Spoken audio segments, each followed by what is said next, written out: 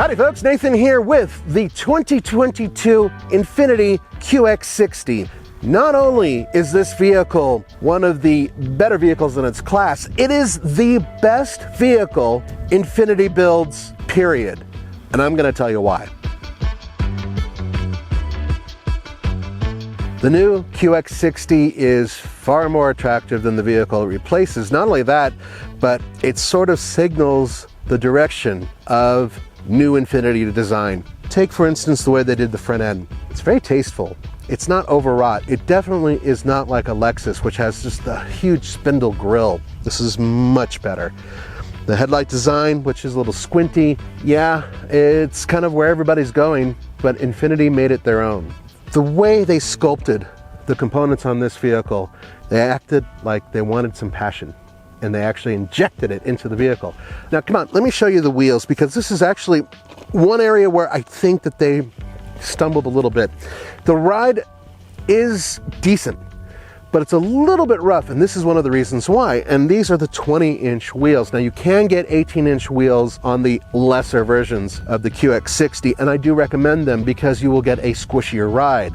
This, with these massive wheels, it's a little tiny bit rough when you compare it to some of the competition out there. As for the rest of the design, the contrasting roof, this black thing that they got going on, only available on the absolute top of the line. And it kind of makes the roof vanish a little bit. Some people like that. I wanted to show you one other thing. Now, this sill here is very nice.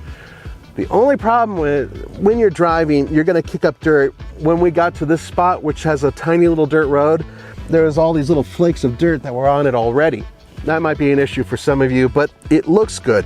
If there's one major complaint that I have with the overall design of this vehicle, it's just this component here, which is sort of a fake exhaust tip, kind of garnish. I really wish they wouldn't do that. I wish that they would just stick with leaving this solid so people didn't think that you had massive quad exhaust. What you're looking at here is a 295 horsepower V6. It puts out 270 pound-feet of torque. It's a 3.5 liter V6, and thank God, it's hooked up to a 9-speed automatic transmission, a really good one. Now it's front-wheel drive, so it does feed the front wheels, but all-wheel drive in this case, and all-wheel drive is available, of course, on the QX60. And we'll talk about the all-wheel drive system in just a minute. Now, you may be curious to a couple things. First of all, well, isn't this the same engine that's inside the Nissan Pathfinder? Yes and no. This is the same engine, but this puts out more power and more torque. Actually quite a bit more. See, the Nissan Pathfinder puts out 284 horsepower and 259 pound-feet of torque. This one puts out over 10 horsepower more and a lot more torque, so that's important. It makes the vehicle special, but it also makes it launch a lot faster. Another thing, if you get the front-wheel drive version of one of these, 20 miles per gallon city, 27 miles per gallon highway, and this version 19 miles per gallon city, 26 miles per gallon highway. All right, something else that's important, the all-wheel drive system. Now, like the Nissan Pathfinder, it's a very similar setup where you can help with choosing the terrain select system. But basically what it does is it takes the power from the front and can send a portion of it to the rear, up to 50-50 torque split, meaning that if you're cruising around doing a little tiny bit of off-roading or you're in really slippery conditions, it can take that power and send it to the rear, and then it can torque that power around as needed. So if you have a wheel that slips, it will break that wheel and make the wheel that has contact have the power to move. Very similar to the Nissan Pathfinder setup. And another thing that's similar, right back there, towing. This thing can really tow 6,000 pounds when properly equipped. This is the most successful vehicle Infiniti sells in the United States. Last year, despite it being a COVID year, they sold 25,000 QX60s. I expect this new one to do quite well for them. But it goes against an awful lot of luxury vehicles in the class. Check this out. It goes against the Lexus RXL, Acura MDX, Lincoln Aviator, Cadillac XT6, Mercedes-Benz GLE, BMW X5, Audi Q8, Genesis GV80, even the Kia Telluride and the Hyundai Palisade, and there are others.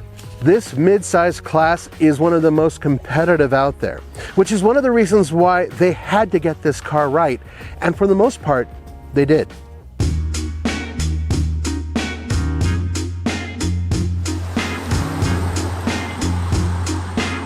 There is a little bit of an engine note. For those of you who don't like to hear the engine, you will be a little disappointed. It's not too bad, but you know, if I punch it, you can hear it. I'd say it's not quite as muted as a Lexus RX would be. Okay, now, there are a couple things to understand about the driving position of this car. It is beautiful. One of my favorite parts about this is the comfort in terms of where I'm driving, but also how I'm driving. Performance is more than adequate. Unless you're going for like a BMW X5, you're not really looking for one of these vehicles to be a super hot performer. But the good news is, because it's wearing some pretty stiff rubber around corners, this thing actually handles quite well. It's not a light car, it's not a small car, not by any means. It's around the same size as, say, a Lincoln Aviator. Also, what's really interesting about the way this vehicle handles is the fact that A, the brakes are excellent, and B, the motion, like front end dive and all that, it's not too bad.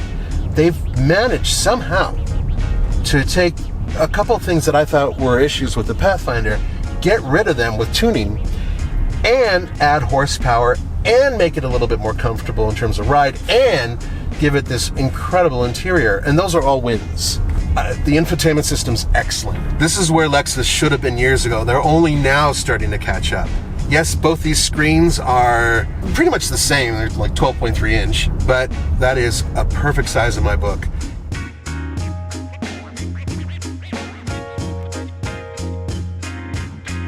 Cargo space, yes indeed, there is some.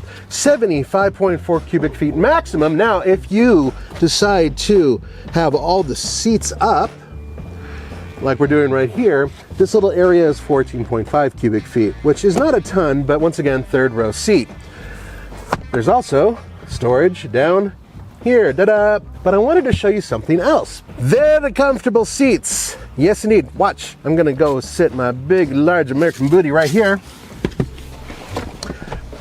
I am sitting behind myself. I am over 6'1". Tons of controls over here, included heated seats, which is an option. Lots and lots of stuff over here. You can have a 7-passenger version of this vehicle, obviously without these captain seats. But this one, 6-passenger. So what about that third row? What about a large turnip like me? Can I get back there? Well, you push this button here. Now, if you have a baby seat strapped in there without baby in it, it'll actually take the whole thing forward, so that way you don't have to take the seat out and put it back in every single time. Okay, so this is all forward. In we go. Now, I know that Roman tried in a Pathfinder to get in the back, and it was a little tight for him, but he does have longer legs than I do, by a great margin. Let's see if I can even get this. Well, let me see here. Well, not quite. All right. So the answer is no. A full-size fat adult like me will not fit comfortably back here unless they want to be crushed by this seat. On the positive end, kids will fit back here, no problem. QX60 pricing.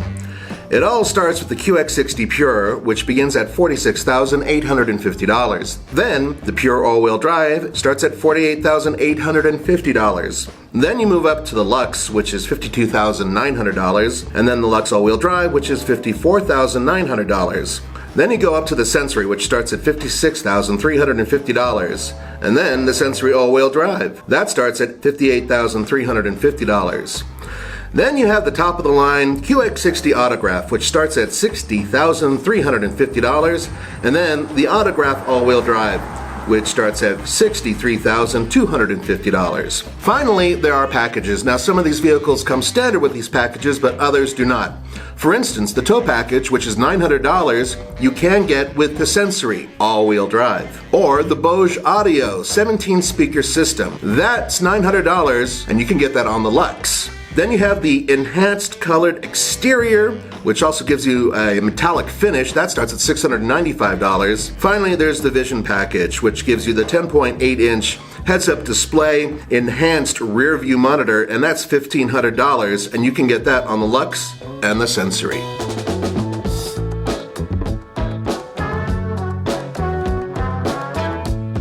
Given the outrageous amount of money some of you guys are paying for vehicles in this class, this is a really good deal. Considering how it performs, how comfortable it is, the design of the interior, and its overall presence, it's one of the best vehicles Infiniti builds. Thanks for joining me for the Fast Lane Car. This is Nathan. I'll see you next time.